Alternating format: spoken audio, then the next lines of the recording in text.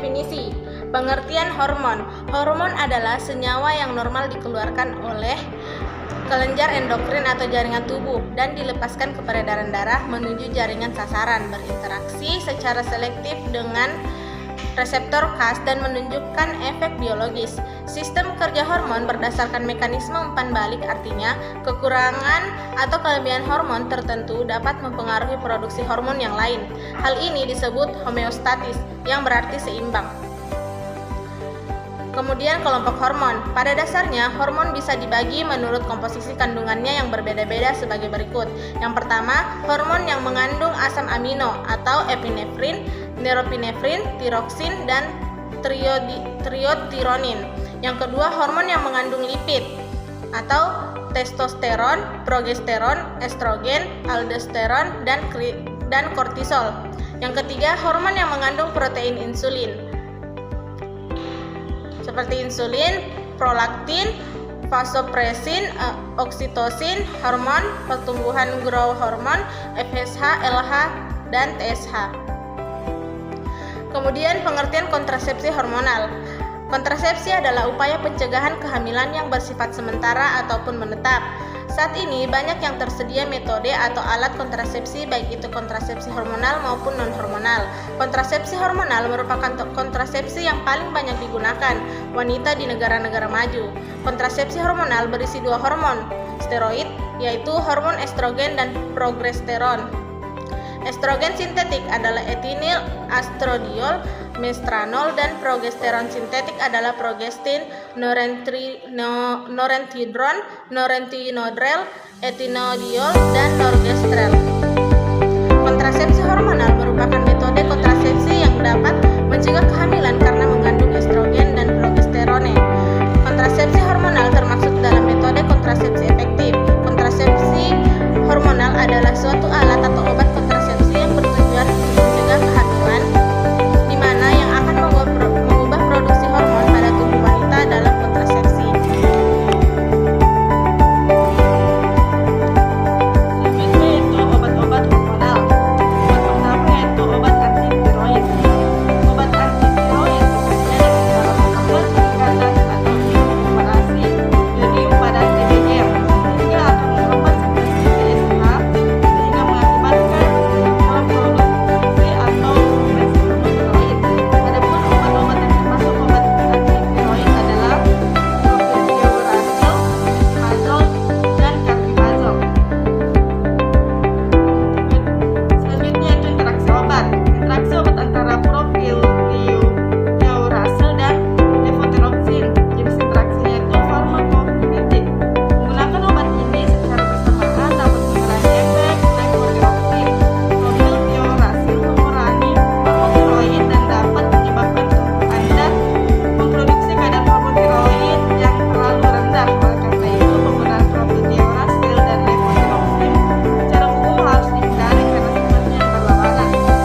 Efeknya dan yaitu karena obat antitiroid seperti metimazol dan propiondiuracil dapat memenuhi resiko terapi terhadap terapi hormon tiroid. Obat-obat ini mengurangi sekresi tiroid dan dapat menyebabkan hipotiroidisme. Sebaliknya, tiroid dapat melawan efek farmakologis dari agen antitiroid dengan memasuk sumber hormon estrogen. Kemudian propiondiuracil atau PTU dan levotiroxin adalah dua obat yang digunakan dalam pengobatan kondisi tiroid. PTU digunakan untuk mengatasi hipertiroidisme, yaitu produksi hormon tiroid berlebih, sedangkan levotiroxin digunakan untuk menggantikan atau meningkatkan keadaan hormon tiroid pada hipotiroidisme, yaitu produksi hormon yang berkurang. Interaksi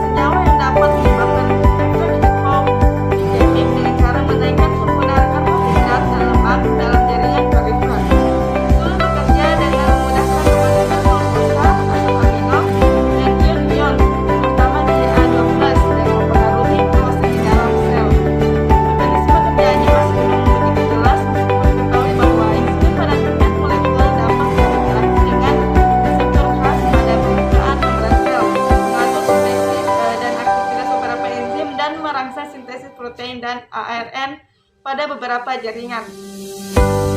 Selanjutnya, obat-obat hormonal. Interaksi obat insulin dengan metoprolol.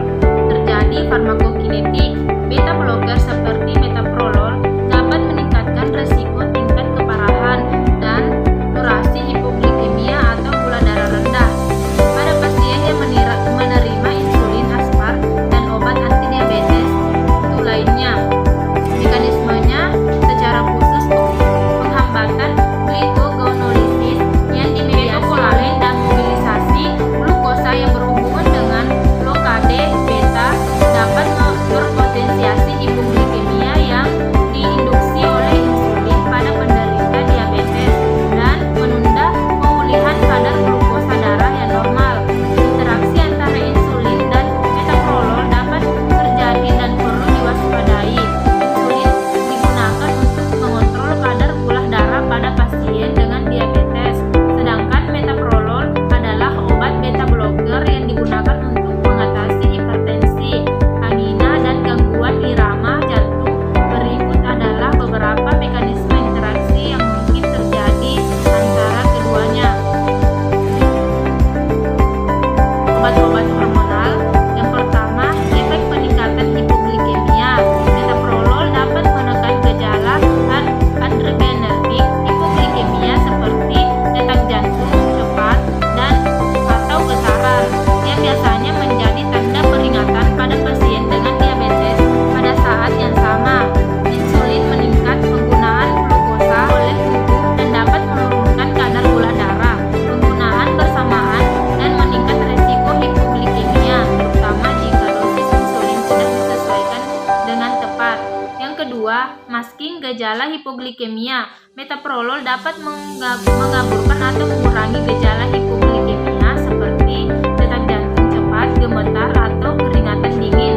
Hal ini dapat menyebabkan kesulitan dalam mengenali tanda-tanda rendahnya kadar gula darah pada pasien diabetes yang menggunakan insulin. Selanjutnya, efek kardiovaskular. Metoprolol adalah obat beta blocker yang dapat mempengaruhi sistem jantung dan tekanan darah. Penggunaan bersamaan dengan insulin dapat mempengaruhi respon kardiovaskular terhadap insulin, termasuk penurunan detak jantung dan tekanan darah. Selanjutnya, manajemen dan monitoringnya secara umum. Beta blocker kardioselektif dianggap lebih aman daripada agen non-kardioselektif dalam pengobatan pasien diabetes. Namun demikian, disarankan untuk berhati-hati jika obat ini diresepkan untuk pasien diabetes, pasien yang diobati dengan insulin atau agen antidiabetes oral yang dapat menyebabkan hipoglikemia, misalnya insulin sekretagogues. Selanjutnya, obat-obatan kontrasepsi hormonal. Yang pertama itu pil KB. Pil KB adalah kontrasepsi hormonal yang umum digunakan untuk mencegah kehamilan. Ada dua jenis pil KB, yaitu pil KB kombinasi dan pil KB khusus progestin. Pil KB mencegah kehamilan dengan cara menghambat proses pembuahan dan implantasi janin pada rahim. Pil KB dapat mencegah ovulasi dan mengentalkan lendir di leher rahim atau serviks sehingga sperma sulit mencapai telur. Pil KB juga menipiskan dinding rahim agar sel telur yang telah dibuahi tidak dapat bertumbuh.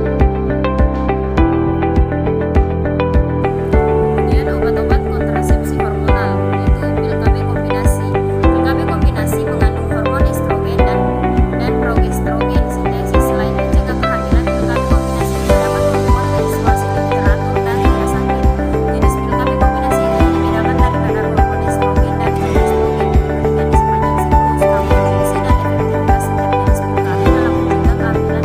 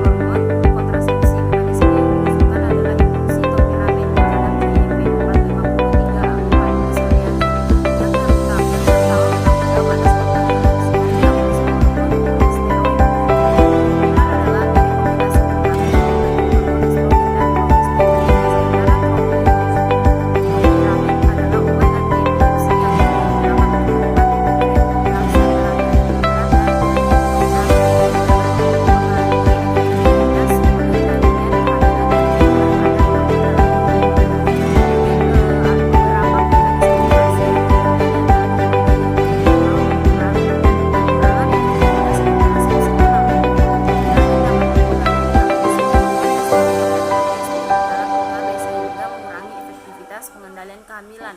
Topiramid dapat meningkatkan metabolisme